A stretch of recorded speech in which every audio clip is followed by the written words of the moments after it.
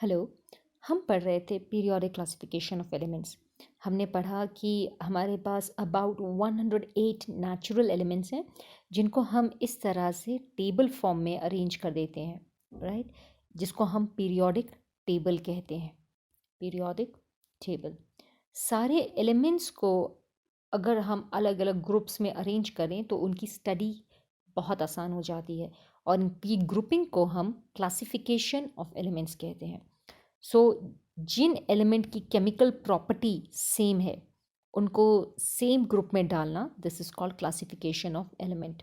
इससे एलिमेंट्स की स्टडी काफ़ी आसान हो जाती है। आप अगर एक ग्रुप में किसी एक एलिमेंट को याद कर लें तो आपको उस ग्रुप के सारे एलिमेंट्स की प्रॉपर्टीज़ समझ आ जाएंगी। सबसे पहले एलिमेंट को क्लासिफाई किया गया था दो ग्रुप्स में, मेटल और नॉन मेटल। हम जानते हैं आयरन इज़ अ मेटल जो शाइनी होता है, हार्ड होता है, and carbon is a non metal जो सॉफ्ट होता है, इजीली टूट जाता है और शाइन नहीं करता है। तो मेटल अक्सर जितने भी शाइनी एलिमेंट्स थे उनको मेटल नाम दिया गया और जो ब्रिटल थे और जो शाइन नहीं करते थे उनको नॉन मेटल के ग्रुप में डिवाइड कर दिया गया। इस क्लासिफिकेशन में प्रॉब्लम ये थी कि ऐसे बहुत सारे एलिमेंट्स डिस्कवर हो रहे थे जिनके पास दोनों मेटल और नॉन मेटल की प्रॉपर्टीज़ थी, जिनको हम मेटलॉइड्स कहते थे। तो इन मेटलॉइड को आप मेटल के ग्रुप में भी नहीं डाल सकते थे और नॉन मेटल के ग्रुप में भी नहीं डाल सकते थे।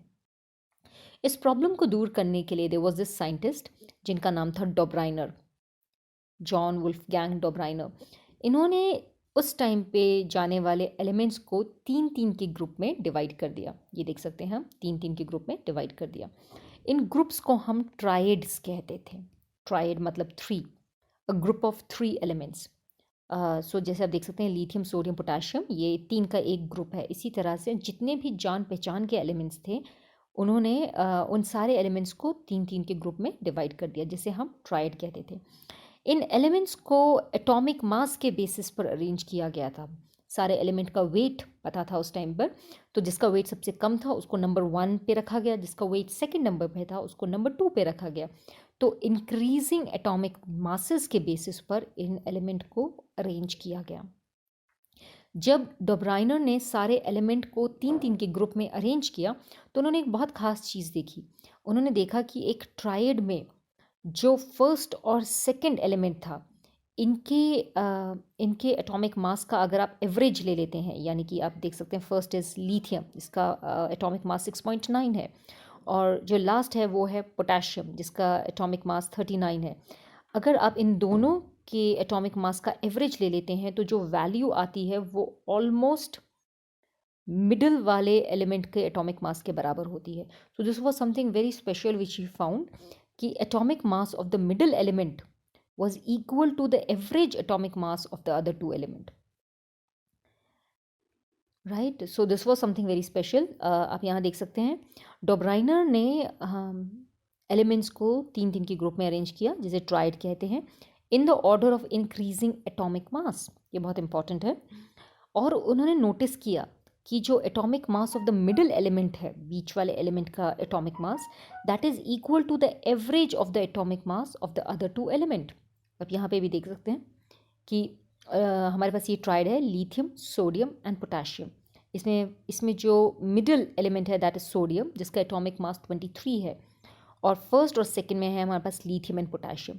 जब आप इन दोनों का एवरेज निकालते हैं तो हमारे पास वैल्यू 23 आती है, विच इज़ रफली equal to the atomic mass of the middle element.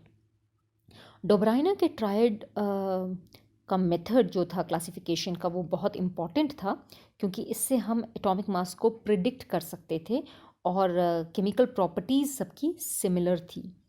Unfortunately इसकी प्रॉब्लम क्या थी कि ये सिर्फ कुछ ही एलिमेंट्स के लिए काम कर रहा था। जो बहुत सारे नए एलिमेंट्स डिस्कवर हो रहे थे उनको आप ट्राइड में अरेंज नहीं कर पा रहे थे। So only limited number of elements could be arranged in triads. तो आप यहाँ पे भी देख सकते हैं कि ये डोब्राइनर्स ट्राइड है। This is the first tried, second tried and third tried. Let's talk about the first tried. सबसे पहले ये हमारा फर्स्ट ट्राइड है। इसमें हमारे पास तीन एलिमेंट है, कैल्शियम, स्ट्रॉन्शियम, बेरियम।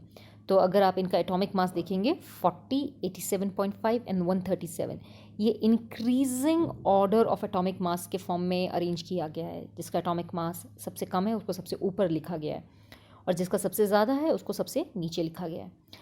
अगर आप फर्स्ट और सेकंड का एवरेज एटॉमिक मास निकालें, यानी कि दोनों को प्लस करके 2 से डिवाइड कर दें, तो जो वैल्यू आ रही है दैट इज़ रफली equal to the atomic mass of the middle element. आप ये किसी के साथ भी ट्राई कर सकते हैं। जैसे ये हमारा सेकंड ट्राइड है इसमें हमारे पास लिथियम, सोडियम और पोटेशियम है। तो अगर आप फर्स्ट और लास्ट का एवरेज एटॉमिक मास निकालें तो दिस शुड बी रफली equal to the atomic mass of the middle element. तो ये डोब्राइनर ट्राइड की एक खास बात थी। इसके साथ ये टॉपिक ख़त्म करते हैं। Thank you and have a nice day.